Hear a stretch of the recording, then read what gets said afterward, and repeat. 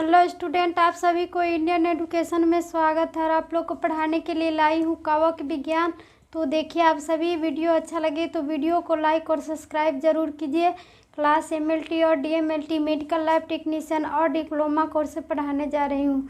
तो आज क्या पढ़ना है, चैप्टर 22-23 में कवक विज्ञान माइकोलॉजी के बारे में पढ़ना है। ये पैथोलॉजी पार्ट से ही है। तो इंट्रोडक्शन परिचय क्या होगा। तो ये कवक फंगस, एक कवक को क्या कहते हैं, तो फंगस जो जीवाणुओं के समान क्लोरोफिल नहीं होता है। कवक फंगस में क्या होता है कि जीवाणुओं के समान क्लोरोफिल जीवाणुओं के समान फंगस में नहीं होता है, पर इनकी रचना जीवाणुओं से भिन्न होती है। लेकिन इनकी रचना क्या होती है फंगस की जीवाणुओं की रचना से भिन्न होती है। कोशिका भित्ति नहीं होती है, इसमें कोशिका भित्ति भी नहीं होती है। यह परजीवी पारासाइटिक अथवा मृतोपरजीवी सुप्रोफैटिक के द्वारा जनन करते हैं। जो सुप्रोफैटिक के द्वारा क्या करेंगे, तो जनन करेंगे। और नई विचारधारा के अनुसार कवक विज्ञान को क्या कहेंगे, नई विचारधारा के अनुसार कवक विज्ञान को क्या कहेंगे, तो माइसोटोलॉजी या माइसोटोलॉजी कहा जाना चाहिए।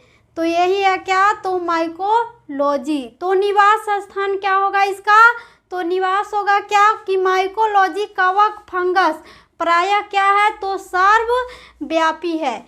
माइकोलॉजी कवक फंगस क्या है प्रायः, तो ये सभी सर्वव्यापी है। अधिकांश कवक जैसे क्या होंगे कि कुकुरमुत्ता या मशरूम या मृत परजीवी या सप्रोफैटिक होते हैं। ये सभी क्या है कि जैसे में ये सभी कवक होते हैं। जो सड़े गले पदार्थों मरे जंतुओं, जो सड़े गले पदार्थ एवं मरे जंतुओं एवं पादप को प्लांट टिश्यू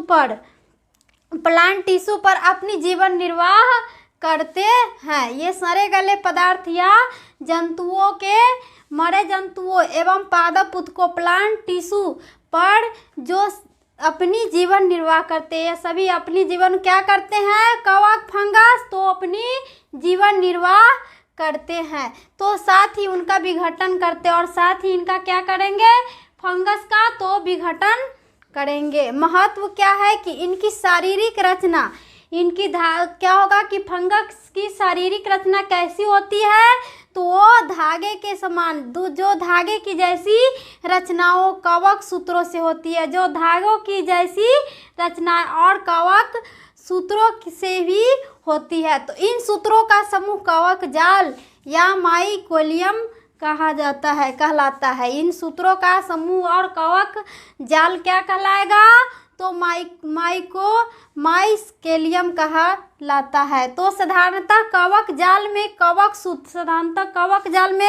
क्या होंगे, तो कवक सूत्र होते हैं जो अलग अलग रहते हैं, और कवक सूत्र क्या होंगे, तो अलग अलग रहेंगे। परंतु कभी कभी कवक जाल कुछ विशेष रचनाओं में रूपांतरित हो जाती है। कभी कभी कवक जाल क्या हो जाती है कि विशेष रचनाओं में रूपांतरित हो जाती है। तो ये कुछ ही कवक ऐसे हैं जो मनुष्य में रोग उत्पन्न कर देते हैं। कुछ कवक या फंगस ऐसे होती है कि वह कुछ कवक ऐसे भी होती है जो मनुष्य को शरीर में क्या कर देगी, तो रोग उत्पन्न करते हैं। कवकों के मुख्य हानिकारक कार्य निम्न प्रकार होते हैं। कवक के भी मुख्य कार्य क्या होती है, तो निम्न प्रकार होती है। तो पहला नंबर क्या है कि कुछ कवक मनुष्यों में रोग उत्पन्न करते हैं। कुछ कवक क्या होंगे कि मनुष्यों में रोग उत्पन्न कर देते हैं। और क्या है कि एस्परजिलस की प्रमुख जातियां जैसे एस्परजिलस की प्रमुख जातियां जैसे नाइगर फ्लोबियस, क्या है कि नाइगर फ्लोबियस, ये मनुष्यों के फेफड़ों में एक प्रमुख रोग, ये मनुष्य के फेफड़ों में क्या करेंगे, तो प्रमुख रोग एस्पेरिजोलेसिस